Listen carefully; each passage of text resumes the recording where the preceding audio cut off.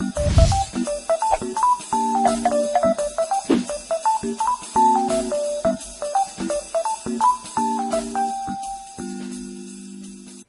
everyone, this is Amanda for another ChessKid.com video lesson, and today we'll be adding another very important chess word to your chess vocabulary. And our word today is imbalance. And the word imbalance can be used to describe a lot of different kinds of chess positions. And at the very beginning of a chess game, as you know, both the white and black sides actually start out balanced, don't they? Each side has 8 pawns, 2 rooks, 2 knights, 2 bishops, and 1 king and queen, right? So a chess game starts off very, very balanced. But as each chess game is played, different pieces come off the board in every single game, right? And no chess game is ever the same, and different pieces will come off in different games, right? And as you can see, the pieces that you lose in a chess game do not always necessarily have to be the same pieces that your opponent loses, and that's how we get to a position that has an imbalance. So what we're going to do is actually look at the following game, and we're going to check out a major imbalance that you might or might not have seen before. So let's get started. White plays pawn to e4, and black responds with pawn to e5. So far, everything's so balanced. White plays knight f3, black plays knight c6. White plays bishop c4, and black plays bishop c5. So again, so far, nothing's been traded off that's different, and everybody's still left with the pieces that they started with, and the position is still balanced. And now white plays pawn to d3, black plays knight to f6, and white plays knight g5. And as some of you guys have probably seen before, this white knight is going after that pawn on f7. So as you can see, white's got 2 pieces putting pressure on that pawn on f7. And black currently only has the king protecting it.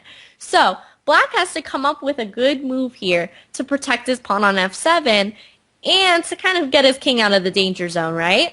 So what do we do usually in a chess game to get our king out of the center?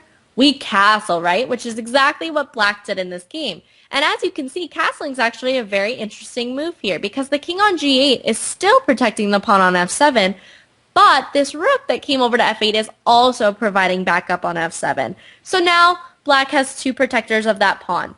But white says, hey, you know what? You castled, so what? I'm still going to take this pawn on f7. And black responds with the very logical rook takes f7, white takes the rook on f7, and black plays king takes f7. So a lot just happened all at once. Let's back up here. If we back up to right before white plays knight takes f7, you can see in this exchange that white is going to lose the knight on g5 and the bishop on c4, whereas black is going to lose the pawn on f7 and the rook on f8. So the pieces that are coming off the board here are completely different from each other, aren't they? White loses a bishop and a knight, which if we add up their point total is 6 points, and black loses a rook and a pawn, which if we add up that total is also 6 points, isn't it?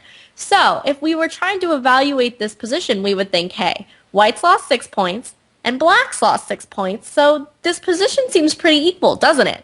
But if we look at the pieces that are left on the board, they're entirely different, aren't they? And that's what creates our imbalance. Things aren't balanced anymore, are they? Black still has 2 bishops on the board, and white only has 1. And black's got 2 knights on the board, and white's only got 1.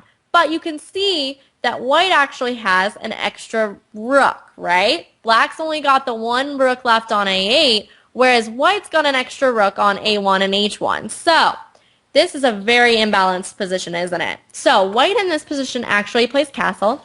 And let's stop and think about this for a second because this is a very interesting position. Now, if you had the decision, let's say this chessboard was set up and you got to choose if you sat down in white's chair or black's chair and you got to play this position, which one do you think you would choose? It's kind of tough, isn't it? There's some good and bad things about both sides of this board. But let's think about it. If you chose that you wanted to sit down as the white pieces here, why'd you think about the white pieces? Maybe you thought that this black king on f7 was a little bit weak, right? He's ventured out of his nice little fortress back here on g8. And we know when the king kind of comes out into the open like that, that things can be a little bit risky for him. So maybe you're thinking, hey, I'd like to be white here because I want to try to checkmate that black king, right? And maybe some of you guys are thinking, wait a second, maybe I would rather be black here. And you're thinking, okay, what's so good about black's position, right? Well, if we look, black's got two knights that are already developed and a bishop here on c5 that's also developed. And as we can see, if he plays a move like d6 in this position, then this light squared bishop's actually threatening to come into the game as well. Whereas, let's look at white's pieces for a second. White's pieces are actually all still lined up on the back rank, aren't they? They're all lined up on that first rank, and none of them are really ready to come out into the game yet. None of them have come out, and it's going to take quite a bit of time for white to get all 5 of those major pieces developed, isn't it? But if we look at black's position, black actually has a lot of pieces already developed, doesn't he? He's got these big 3 right here, including that extra pair of knights and bishops, right? Because white, as we saw, only has 1 bishop and 1 knight, and black's got that extra knight and bishop. And those 2 pairs of pieces right now are going to be very dangerous, aren't they? And I would say, I know I asked you guys which side of the board you'd rather play, and it's a tricky question, right? But I think that if you had the choice, being black in this position actually seems like it would be better, doesn't it? Because if we think about it, this is quite a tricky imbalanced position, but because black has so many pieces that are already in the game and are ready to do battle, I think that black has a very important control on the position and has something that we like to call the initiative. And the initiative is very important because black's pieces are already starting to control the action in this game, and white's pieces are going to take a while just to get involved. So in this position, there are lots of ways that this game can be played out, and that's something for you to practice because all imbalances are different. But I think that black has a good control on this imbalance because his pieces are ready to fight and they're ready to get some control of important squares. And you can see that bishop and knight that are already developed are doing a lot more than white's extra rook and pawn, right? If we look at this extra rook and pawn over here, they're just not quite ready to come into the game yet. And maybe as the game progresses, there'll be a much more involved pair of pieces, but it's going to take them some time, isn't it? And right now, the bishop and the knight are dominating the rook and pawn. So even though they are worth the exact same amount of points, the bishop and knight are really putting that 6 points to use, whereas the rook and the pawn won't be able to until sometime later in the game.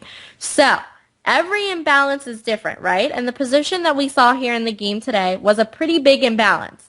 And even though black and white had each captured 6 points of material from their opponent, they had captured different pieces, and that created the imbalance that we saw on the board. So again, white gave up a bishop and a knight, and he gained a rook and a pawn, but we saw how difficult it was for white to continue playing on in the position because the imbalance that was created made it hard for white's pieces to be active in the game. So this was many of several different kinds of imbalances that can be created in a chess game. Can you think of any others? What about a rook versus 5 pawns? Would that be an imbalance? I think so. Those 5 pawns worth 1 point each add up to 5, and we know a rook's worth 5. But we know how dangerous pawns can be in the endgame especially, right? When they're threatening to promote. So a rook taking on 5 points would create a very interesting imbalance. What's another one that could happen? What about 2 bishops and a knight versus a queen? Would that also be an imbalance? It would, because the 2 bishops add up to 6 points, plus the knight is another 3. So we've got 9 points and 3 pieces right there, versus one very powerful piece in the queen, who's also worth 9 points. So that's another very interesting imbalance, where you have 9 points versus 9 points, but the pieces that are battling against each other are very different. You have 2 bishops and a knight versus 1 lone queen. And those imbalances can go either way. Sometimes the queen's better, sometimes the 2 bishops and the knights are better. So you guys are going to have to practice those imbalances and see which ones are in your favor and which ones just aren't, right? So this has been Amanda for another ChessKid.com video lecture, and I'll see you guys next time.